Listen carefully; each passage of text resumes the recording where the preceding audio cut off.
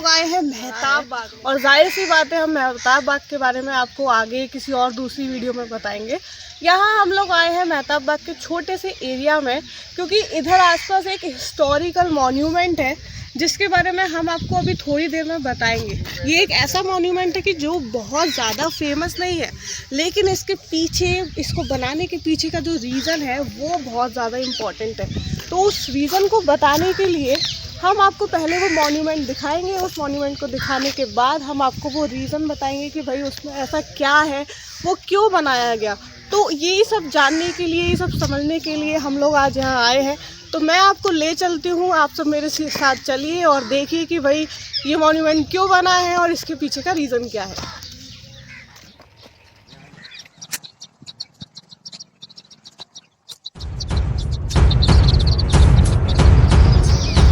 अभी हम लोग बैठे हैं बिल्कुल सेंटर एरिया में। अब सेंटर एरिया में इसलिए बोल रही हूँ क्योंकि आप देख सकते हैं मेरे राइट साइड में पड़ता है ताजमहल और मेरे लेफ़्ट साइड में पड़ेगा लाल किला।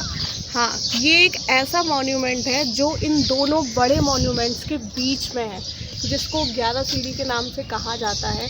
और ये भी कहा जाता है कि हुमायूं ने बनवाया था और लगभग 200 साल पहले इसको यहाँ बनवाया गया था।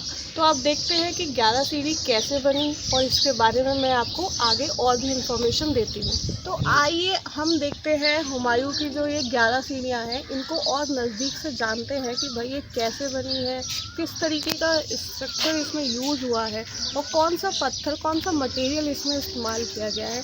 आप मेरे पीछे देख सकते हैं कि यहाँ पर ये जो सीढ़ी है इसकी लंबाई आप बड़े नज़दीक से देखेंगे अगर, तो लगभग 17 या 16 फुट इसकी लंबाई होगी, इसकी ऊंचाई होगी 12-13 फुट। आप देख सकते हैं कि किस तरीके से ये सीढ़ी बनी हुई थी। और इसको बनाने के पीछे का जो सबसे बड़ा मकसद था वो ये था कि हुमायूं के बारे में एक बहुत ही इंटरेस्टिंग बात आप सुनते हैं या नहीं सुनी होगी, तो मैं आपको बताना चाहूँगी कि हुमायूं जो था वो ज्योतिषी यानी कि एस्ट्रोनॉमी और एस्ट्रोलॉजी दोनों में बहुत ज़्यादा विश्वास करता था। खगोल विज्ञान में भी बहुत इंटरेस्टेड था। तो वो जब कभी भी इस एरिया में आता था, क्योंकि भाई आप जानते हैं मुग़लों ने आगरा में बहुत लंबे समय तक शासन किया है, तो बाबर के बाद जब हुमायूं का टाइम आया और उसका जब राज्य अभिषेक हुआ तो उसने सबसे पहले यहाँ पर यही 11 सीढ़ियाँ बनवाई थी, क्योंकि उसका मकसद ये था, वो ये जानना चाहता था कि जिस तरीके की अंतरिक्ष में हलचल होती है, जो ग्रह नक्षत्र होते हैं, वो उन्हें देखने की कोशिश करता था यहाँ पे चढ़ के। जैसा कि मानते हैं या कहा जाता है कि इसके पास में ही जो कुआं आप देख रहे हैं, आप मेरे पीछे ये भी देख सकते हैं कि यहाँ पे एक बहुत ही गहरा कुआं है जिसमें आज भी पानी है, लेकिन इसको संरक्षित करने के लिए आज के टाइम पे इस पर जाली लगा दी गई है। इसके नीचे अगर आप देखें, अगर झांकेंगे तो यहाँ पर भी आपको 11 ब्लॉक्स दिखते हैं, यानी कि 11 लेवल आपको यहाँ दिखाई देते हैं।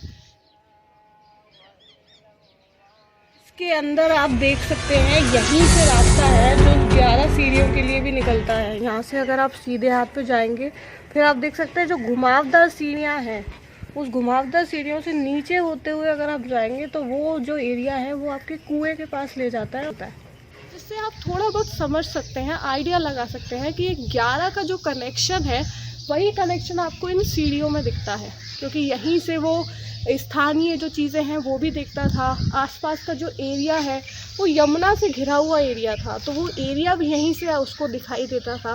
साथ में वो अंतरिक्ष और उसके ग्रह नक्षत्र के बारे में भी यहीं से जांच पड़ताल करता था। तो आइए इस पे चढ़ते हैं और थोड़ा सा हम भी एक्सपीरियंस करते हैं कि भाई हुमायूं को उस टाइम पे कैसा महसूस होता होगा। तो चलते हैं और चढ़ते हैं सीढ़ी। वाकई जब ऊपर सीढ़ियों पर चढ़े हैं तो ये ऐसा एहसास हो रहा है कि सच लेवल है इसका। और मेरे आप लेफ़्ट साइड पे देख सकते हैं कि बहुत ही क्लियर टॉप व्यू आपको यहाँ से दिख रहा है, यहाँ से लाल किले का।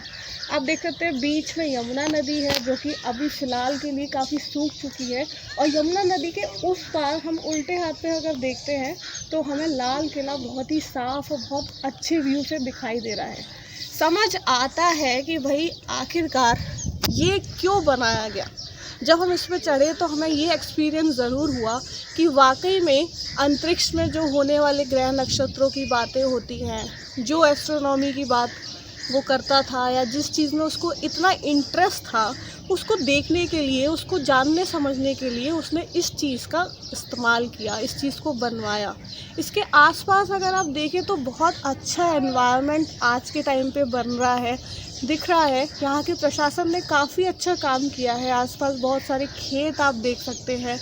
हमारे लेफ़्ट साइड में यहाँ पे 2 कुएँ आपको दिख रहे हैं, जिसके नीचे गहराई में अगर आप झाँकने की कोशिश करेंगे तो आज भी वहाँ पे बहुत सारी नीचे मंजिल है और उसमें पानी भरा हुआ है। कहा जाता है कि ये मॉन्यूमेंट बहुत ज़्यादा फेमस नहीं हुआ।